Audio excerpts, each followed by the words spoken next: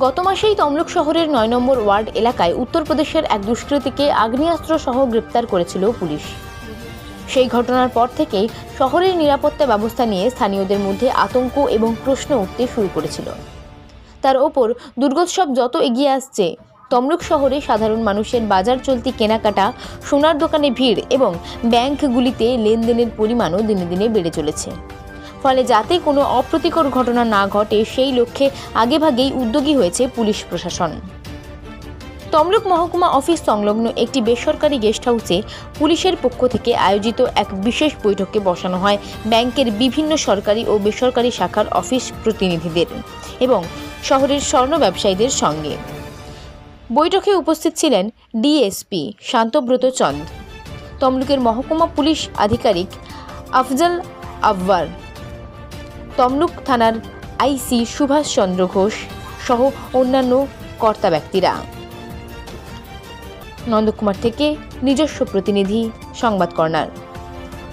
তমলুক থানা এলাকায় নিরাপত্তা আরও জোরদার করার জন্য কি উদ্যোগ নেওয়া হলো আজকে কাজের থেকে?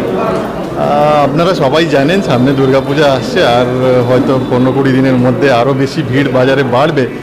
তো এই সময় অনেকেই বাইরে কেনাকাটা করতে যাচ্ছেন এবং ব্যাংক থেকে টাকা তুলতে যাচ্ছেন, জুয়েলারি শপে যাচ্ছেন, গয়না বানাচ্ছেন। তো সবার হাতে পকেটে টাকা থাকছে।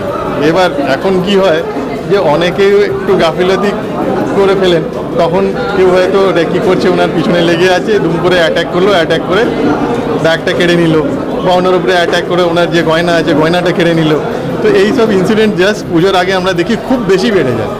তো আমাদের উদ্দেশ্যটা হচ্ছে লোককে সচেতন করা, যে এই জায়গা থেকে লোকরা কিনতে আসবেন, সোনার দোকানে আসবেন বা ব্যাংকে আসবেন। তো এই জায়গাগুলোতে আমরা যদি অ্যালার্টনেস আরও বাড়াই, সতর্কতা আরও বাড়াই, তাহলে এইরকম ঘটনা আমরা এড়াতে পারি। হ্যাঁ, ব্যাংকের ক্ষেত্রে যেমন হয়, যেটা আমি এখানে মিটিংয়েও বললাম, যে সিসিটিভি আছে কিন্তু সিসিটিভি চলছে কিনা কেউ দেখে না, তো রেকর্ডিং হচ্ছে কিনা, বা ওনাদেরকে এটাও বলা হলো যে এমনি হয়তো ব্যাংকে কেউ ঢুকে বেরিয়ে যাচ্ছে, কেন ঢুকেছিল, কী দরকারে ঢুকেছিল, এটা একটু দেখতে হবে।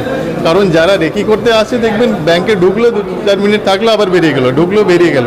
তো পারপাসটা কী আছে, ওই লোকটা কেন বারবার ঢুকছে, তা অ্যাটলিস্ট থানাকে ওনারা জানাবেন যে এইরকম একটা ব্যক্তি ঢুকছে বেরিয়ে যাচ্ছে, যাতে আমরা আরও স্টেপ ফার্দার নিয়ে ওকে জিজ্ঞাসাবাদ করে দেখতে পারবো যে কী হচ্ছে।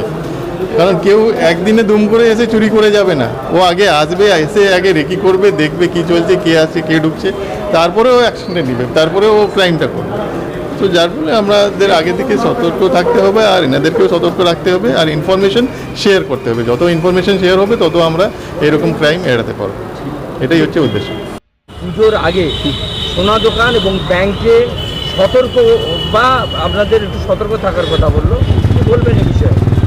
ওনারা বলছেন যে সবাইকে সতর্ক থাকতে হবে, প্রতিটি দোকানে ক্যামেরা লাগাতে হবে, সিসি ক্যামেরা যেন দুদিক থেকে দুটো বাইরে লাগানো থাকে, কোন দিক দিয়ে কে আসছে, কোন দিক দিয়ে কে বেরিয়ে যাচ্ছে, এইটা আগে দেখার খুব দরকার।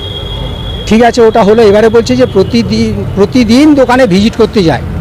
আমি বলছি আমার দোকানে 6 মাস আগে এক ভদ্রমহিলা এসেছিলেন, ম্যাডাম এসে বললেন যে খাতা করতে হবে। 6 মাস আগে থেকে খাতা করা হয়ে আজ পর্যন্ত পড়ে আছে, একদিনও দোকানে ভিজিট করতে আসেনি। What is my fault?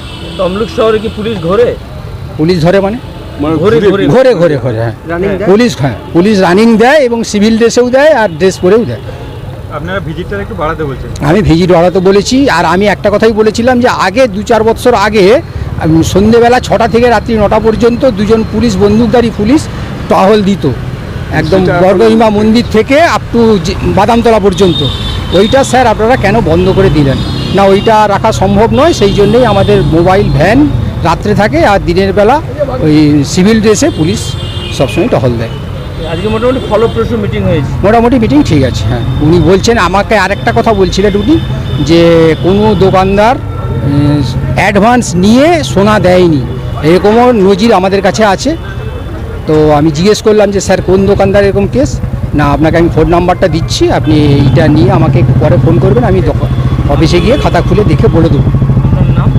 আমার নাম প্রবীর কুমার চন্দ্র, দীপিকে চন্দ্র জুয়েলার্স, জয়েন্ট সেক্রেটারি, বঙ্গীয় স্বর্ণশিল্পী সমিতি।